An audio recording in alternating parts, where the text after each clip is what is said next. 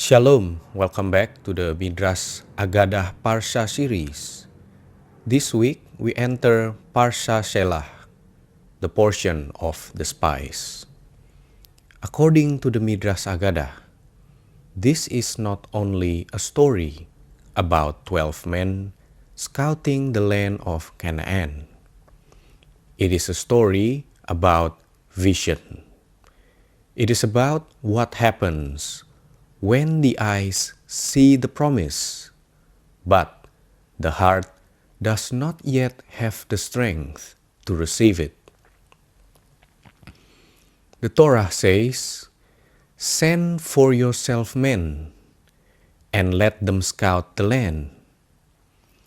But the Midrash Aggadah immediately asks, why is this portion placed right after the story of Miriam?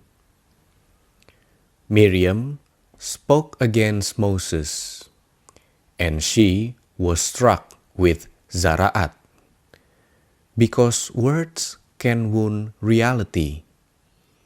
So, the Midrash says, the spies should have learned from Miriam. They had just seen what happens when holy people speak negatively.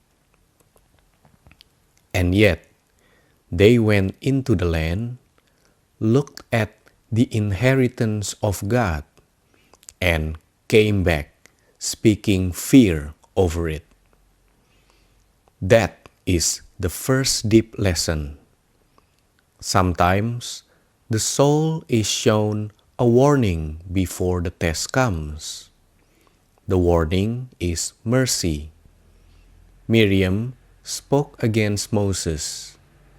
The spies spoke against the land.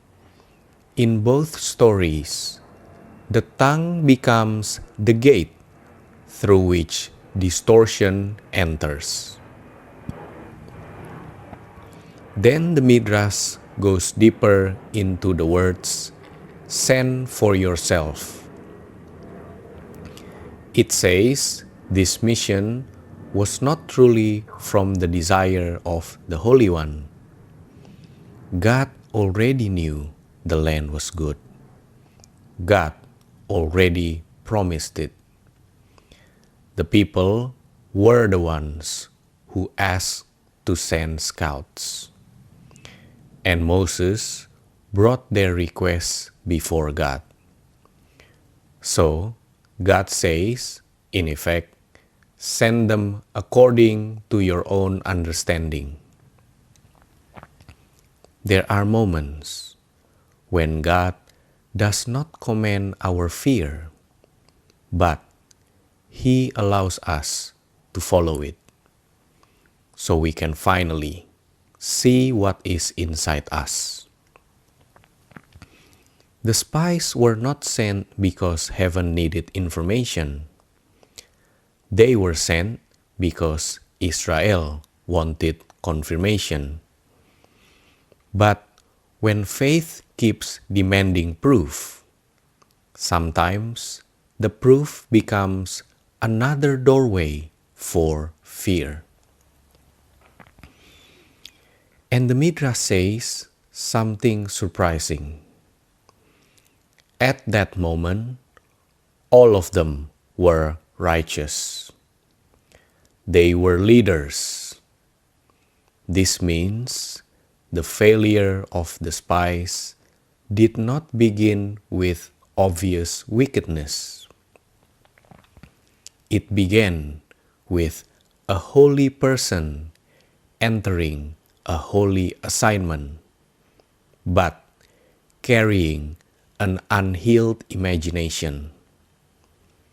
A person can be respected, chosen, and still collapse when the promise looks larger than their nervous system. This is why Moses changes Hosea's name to Yehoshua. The Midrash says Moses added a divine letter and prayed, "May Yah save you from the counsel of the spies. Joshua was not protected by personality alone. He was protected by prayer. He was covered before the test began. And Caleb also carries a different spirit.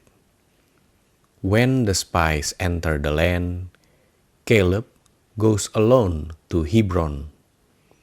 The Midrash says he stretches himself over the graves of the patriarchs and asks to be saved from the counsel of the spies. That image is deep. Caleb does not fight fear only with willpower. He anchors himself in ancestral merit. He remembers Abraham, Isaac, and Jacob. He places his body near the fathers of the promise, because to enter the future, he must stand on the covenant of the past. Moses gave the spies signs. If the people dwell in open camps, they may be strong because they are not afraid. If they hide behind fortified cities, they may be weaker than they look. Moses was teaching them how to read reality. Do not be deceived by appearances. Sometimes the thing that looks powerful is actually afraid. But fear reads everything backwards. The spies see great fruit, but instead of saying, "Look how abundant the land is," they use the fruit as part of the terror. The Midrash says they first praised the land so that people would believe them. Then they turned the report toward fear. This is how distortion often works. It does not begin with complete lies. It begins with partial truth, arranged in the wrong spirit. They say, "The land flows with milk and honey." But then they say, "The people are too strong. The cities are too fortified, and the giants are there." The Midrash says they even spoke things they had not truly seen in order to frighten the people. This is the anatomy of fearful report. It takes one true detail, adds imagination, adds panic, adds exaggeration, and then presents it as wisdom. And then comes one of the deepest teachings. The spies say it is a land that eats its inhabitants.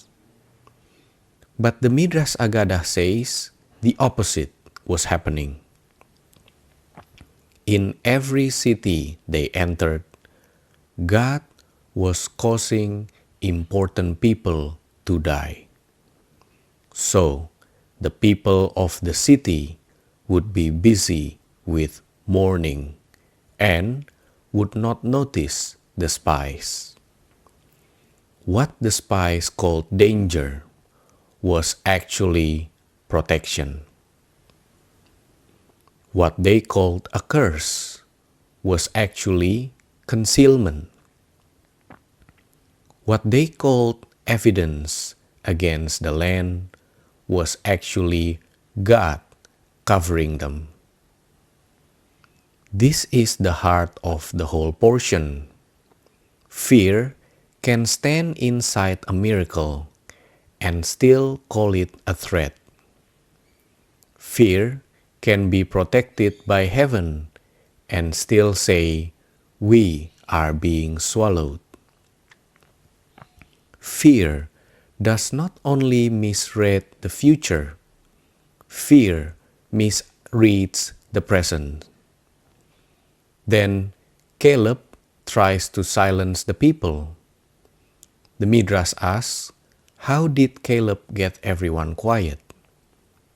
It says the spies thought Caleb was on their side. So when he began to speak, they let him speak. Caleb starts by saying, is this all that the son of Amram did?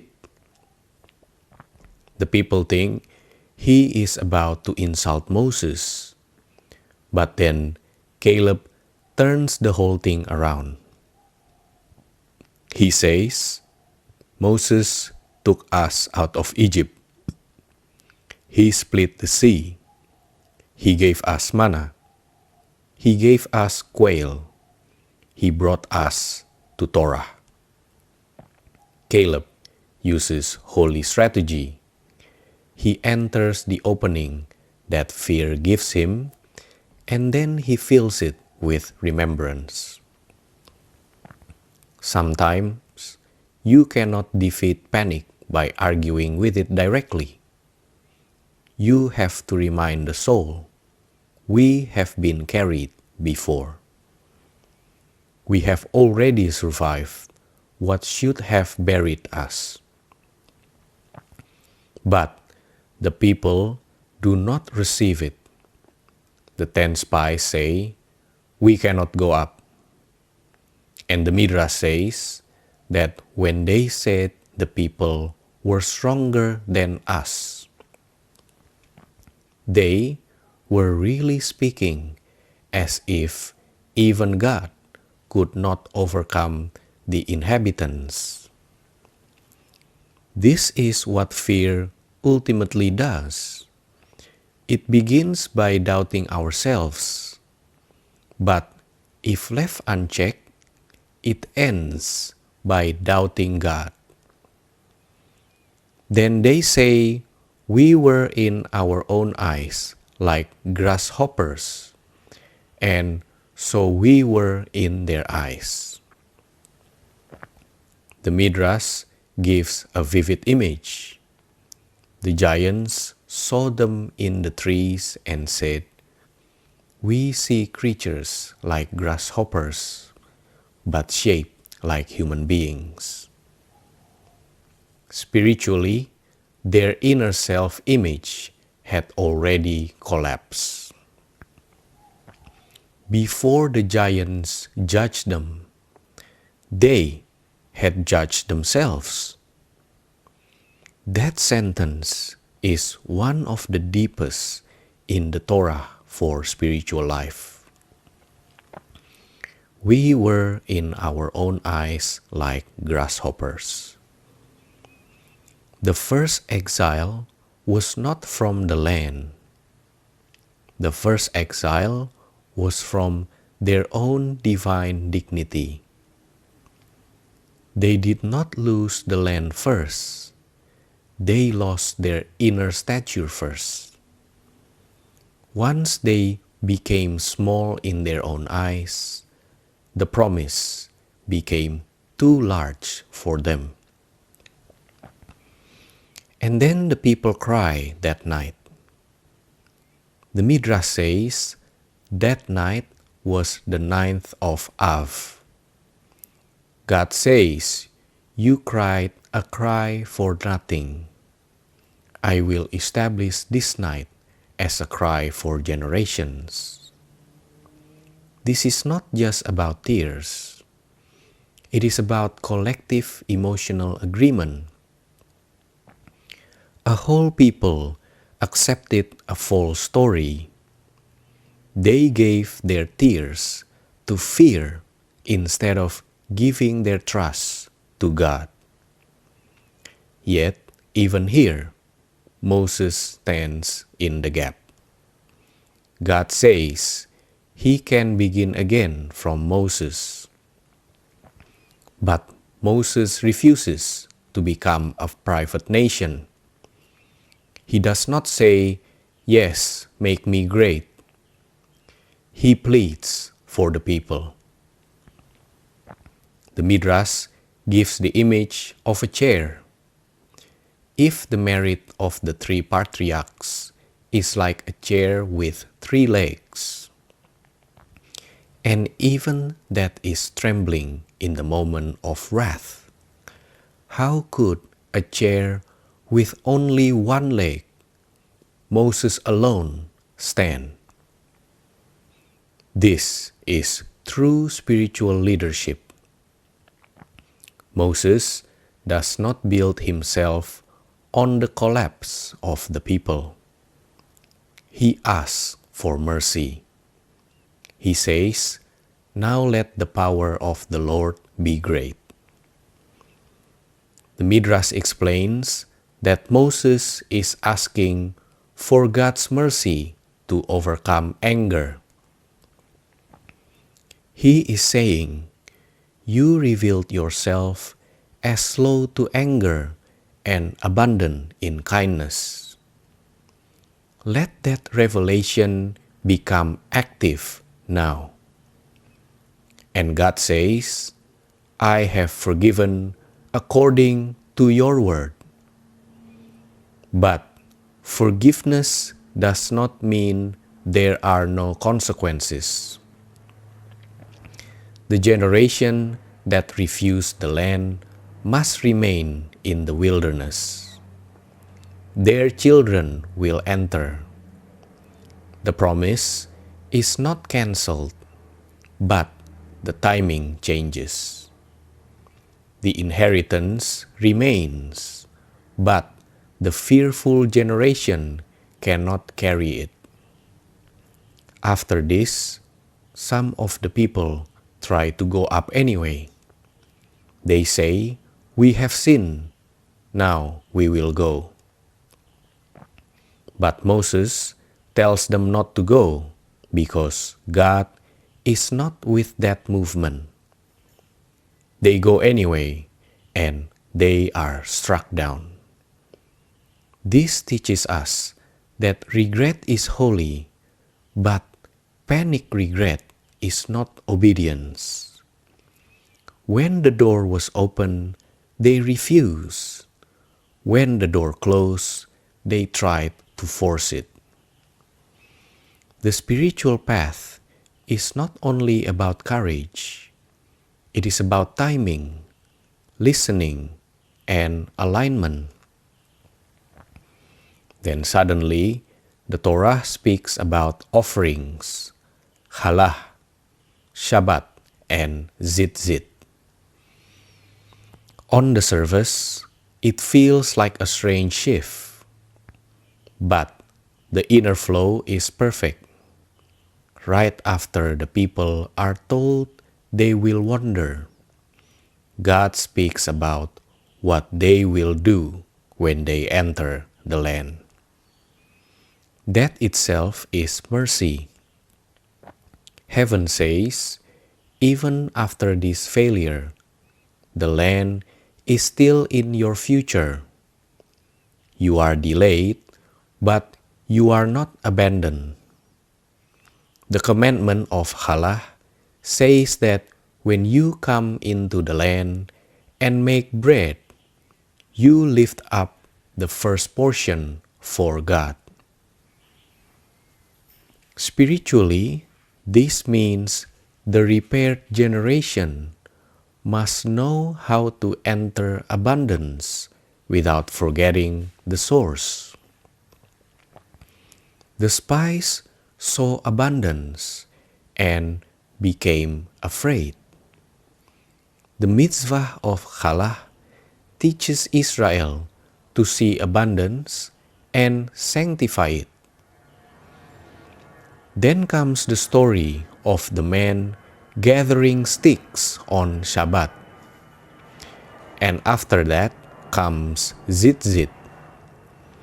The Midrash asks why these are placed together. It says Moses argued that perhaps the man forgot Shabbat, because on Shabbat he was not wearing tefillin as a sign. God answers that he had been warned. And from this comes the command of Tzitzit, a visible reminder that can be carried even on Shabbat. So the portion begins with failed seeing and ends with repaired seeing. The spies looked and distorted. Tzitzit teaches us to look and remember. The Midrash says the four corners correspond to the four expressions of redemption from Egypt. I will bring you out. I will rescue you.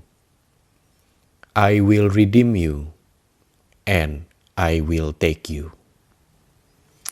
The thread of blue, tehelet, carries the memory upward.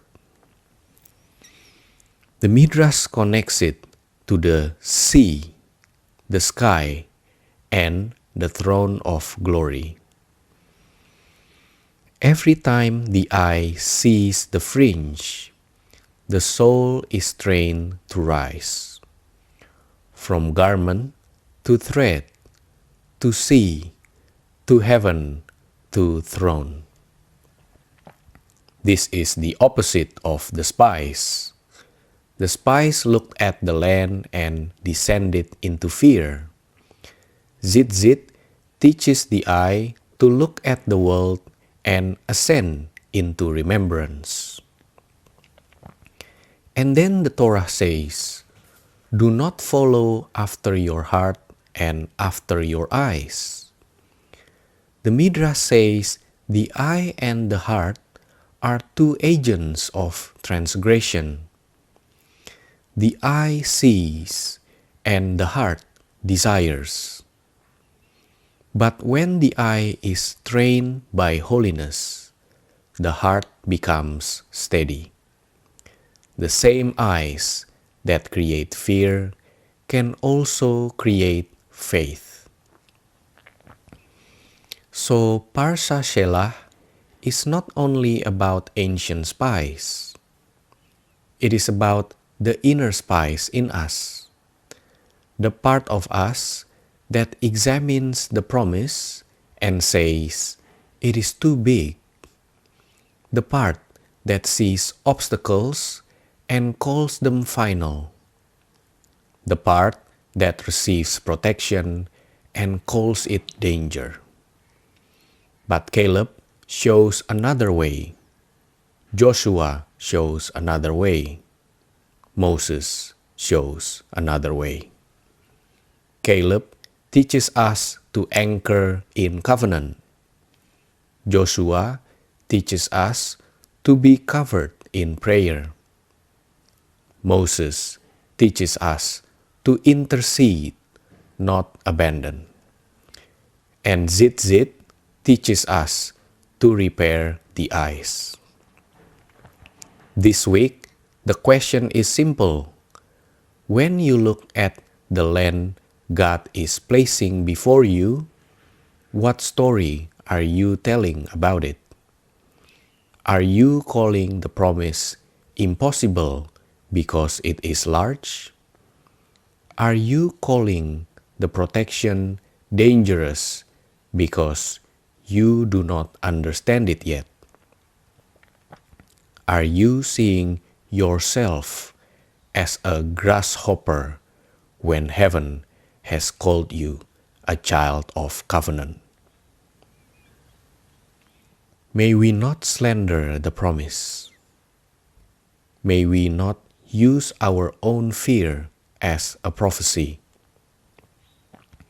May we learn to see with Caleb's spirit, Joshua's protection, and Moses' mercy. And may our eyes rise from the garment to the thread, to the blue, to the sea, to the sky, to the throne of glory. Shalom.